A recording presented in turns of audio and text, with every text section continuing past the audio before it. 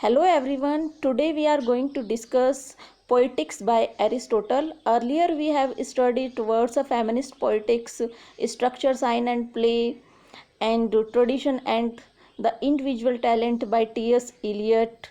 Now today we are going to start Poetics by Aristotle. Aristotle, the great Greek philosopher, was born at Stagira in Macedonia. He was born in 384 BC and died in 322 BC. He was known as the founder of literary criticism.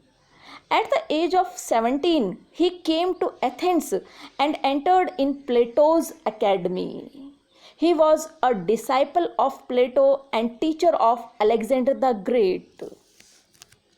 Politics, drama, poetry, physics, medicines, psychology, history, logic, astronomy, ethics, natural history, mathematics, rhetoric, biology.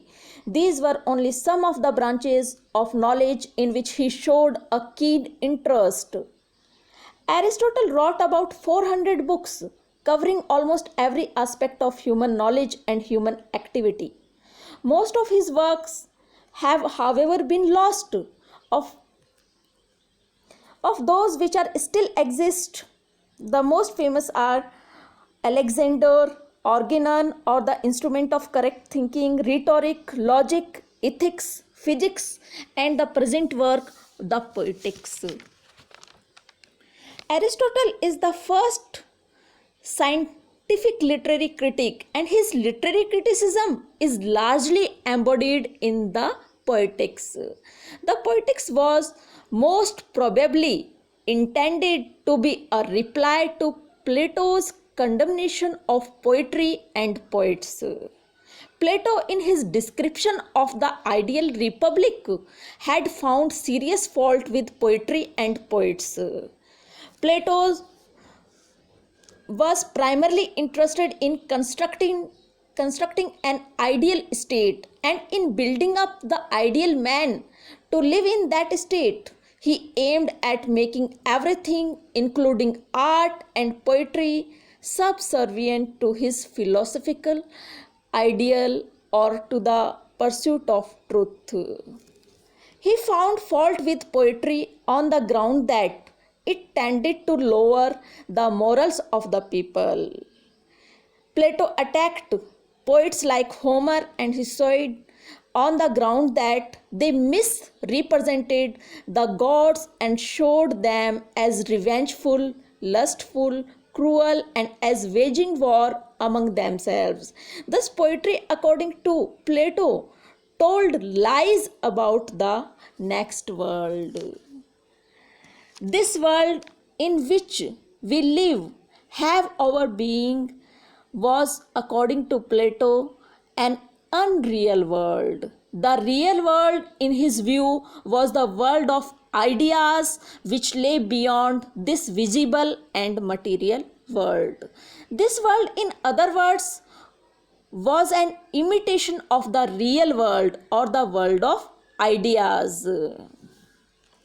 The artist or the poet, according to Aristotle, imitated the objects of this material and visible world.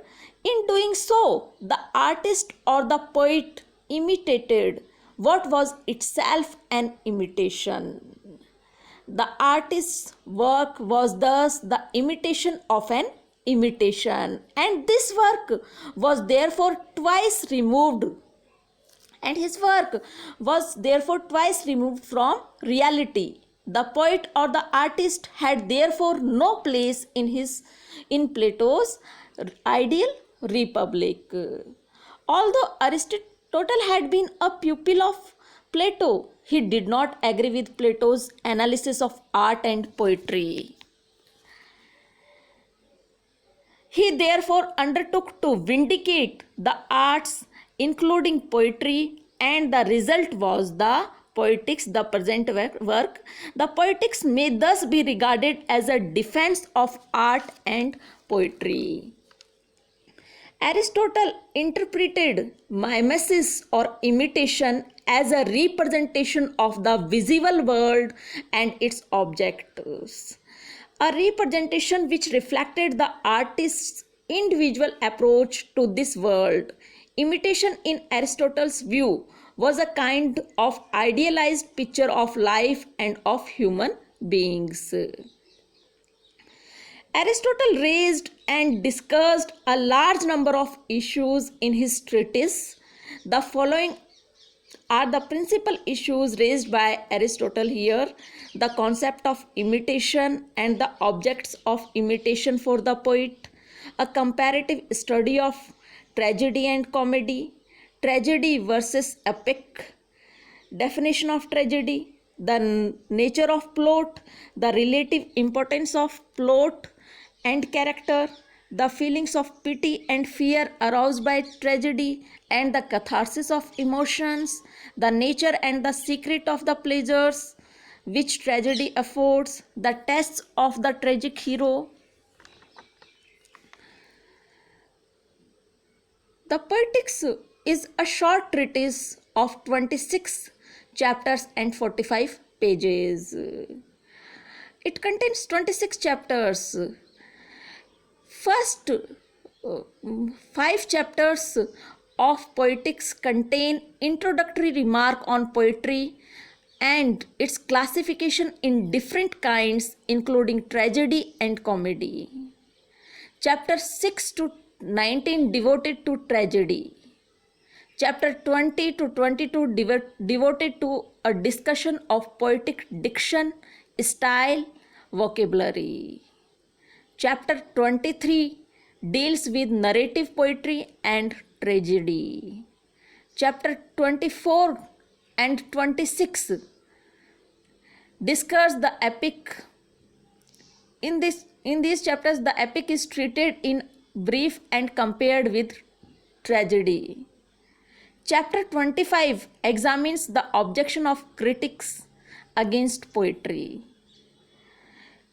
In next video, we will discuss all chapters in details. Thanks a lot.